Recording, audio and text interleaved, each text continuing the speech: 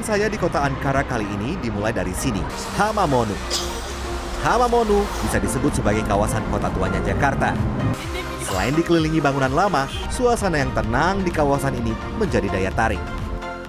Hamamonu adalah salah satu distrik tertua di Ankara. Selama beberapa tahun terakhir kawasan ini direstorasi dan kini menjadi kawasan pejalan kaki. Bangunan-bangunan di kawasan ini menggabungkan gaya arsitektur tradisional Republik Turki dan Kekaisaran Ottoman. Jika Anda berwisata ke tempat ini, ada banyak kafe atau restoran yang dapat menyajikan minuman atau makanan di mana Anda bisa mencicipi hidangan lokal. Salah satunya adalah kopi Turki. Can I have one coffee? Turk Kahvesi atau kopi Turki. Berbeda dengan penyajian kopi di Indonesia, kopi Turki dipanaskan dengan pasir yang panas. Ciri khas metode seduh kopi ala Turkiye ini adalah menggunakan pot tembaga yang disebut ibrik. Kunci kenikmatan kopi Turki adalah ketika seduhan kopi membentuk busa di permukaannya, tidak dipanaskan hingga mendidih. Aromanya menggoda.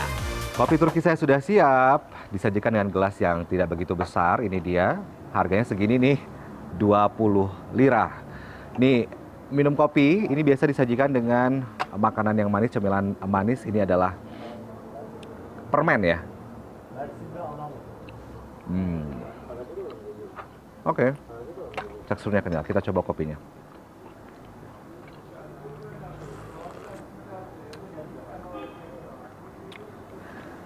Berbeda banget sama kopi di Indonesia. Masyarakat Turki meyakini kalau mereka memanaskan kopi dengan pasir, mereka meyakini bahwa pasir memberikan panas atau menghasilkan panas yang lebih konsisten daripada api.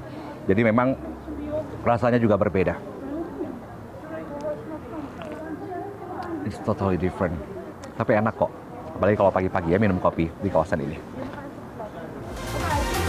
Selain Hamamonu, situs sejarah lain yang saya kunjungi adalah Ankara Castle di distrik Altındaş. Jejak peradaban masa lampau di benteng ini menarik untuk ditelusuri. Kastil ini dibangun pada abad ke-8. Seiring pergantian kekaisaran, kemudian kastil direnovasi hingga periode Ottoman. Kastil Ankara terdiri dari dinding bagian dalam dengan menara yang menutupi area sekitar 52.000 meter persegi. Dari puncak kastil, kita dapat melihat pemandangan kota Ankara. Kastil ini diperkirakan dibangun oleh orang Het namun belum dikonfirmasi oleh data arkeologi. Nah, kastil ini berkali-kali diperbaiki selama periode Romawi, Bizantium, dan Seljuk. Kastil ini terdiri dari kastil bagian dalam yang menutupi bagian atas bukit dan juga kastil bagian luar yang mengelilinginya. Naik turun tangga di kastil ini cukup melelahkan. Tapi tenang saja, di dekat pintu masuk ada fasilitas air minum gratis. Enaknya nih kalau jalan-jalan di Turki ya, ada banyak tempat yang menyajikan atau ada fasilitas seperti ini, air minum gratis. Jadi kita bisa minum kalau kehausan. Kebetulan di Ankara ini memang suhunya sedang dingin, bibir pecah-pecah, minum. Jadi nggak usah khawatir kalau kehausannya, tinggal minum saja. Dan semua itu gratis. Hampir di sepanjang jalan dalam area kastil terdapat toko souvenir. Wisatawan bisa berburu oleh-oleh di sini. Well, if you go right to the top of the castle, you can see the whole area of Ankara. So you can see the modern side and the old city and all that. So that's interesting. And also, of course, the castle itself is interesting, the history behind it. And then when you come down, there's lots of things to buy. And you can also sit at the cafes and enjoy. It's a nice place to visit, yep. Berbagai pernak-pernik khas Turki dijual di sini. Dari gantungan kunci hingga hiasan. Salah satunya yang ini nih. Kalau di sini ini disebutnya Evil Eye. Jadi kalau ini kita gunakan, hal-hal buruk akan menjauh dari kita. Jadi kita akan selalu dilindungi atau dikelilingi oleh hal-hal positif. Ini kepercayaan orang-orang Turki. Evil Eye. Harganya murah loh. 15 lira. Yeay. Situs bersejarah lain di Ankara adalah Roman Bath Open Air Museum. Di museum terbuka ini, Anda dapat melihat lebih dekat tempat pemandian zaman Romawi. Pemandian ini konon dibangun pada abad ketiga oleh Kaisar Romawi, Caracalla. Reruntuhan kompleks pemandian ini membentuk gundukan.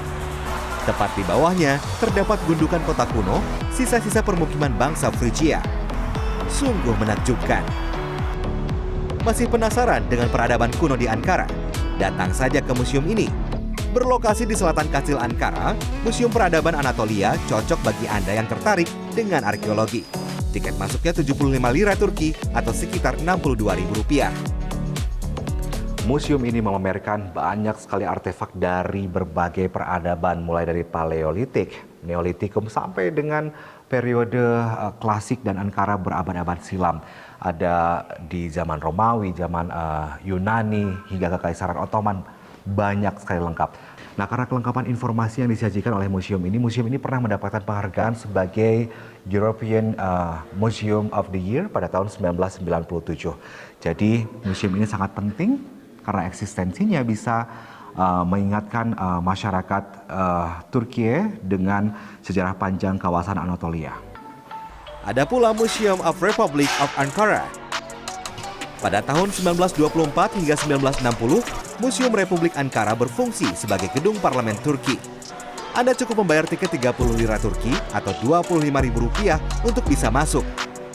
Di museum ini terdapat foto-foto mantan pejabat Presiden Turki, termasuk Mustafa Kemal Atatürk. Selain memamerkan dokumentasi kegiatan-kegiatan parlemen dari masa ke masa, di museum ini kita bisa mengenal sosok Atatürk lebih jauh karena sampai barang-barang pribadinya pun dipamerkan di sini seperti ini nih. Di sini ada yaka itu adalah kerah kemeja, kemudian ada papion itu dasi kupu-kupu dan juga ada sapu tangan. Kira-kira tampilannya seperti ini dia sosok Atatürk. Puas menapaki situs peradaban kuno, saatnya menikmati pertunjukan di CSOAD Ankara, pusat kegiatan seni khususnya musik. Bertepatan dengan digelarnya Ankara Culture Road Festival, saya menyaksikan konser opera yang menampilkan penyanyi opera Murat Karahan dan Christine Opolais. Keduanya tampil memukau di hadapan penonton. I think it was great. I like the harmony, and when you close your eyes, you just feel like somewhere else. And it makes you feel so happy and peaceful, I guess. How about you? Same for me. This is my first time ever at an opera, so I'm feeling so many emotions at the same time, and they're all peaceful and amazing. Ada 11 lagu opera yang dinyanyikan. Di antaranya lagu karya para komposer asal Eropa, Rossini, Bizet, dan Puccini. Pertunjukan semakin meriah saat Murat dan Christine tampil berduet.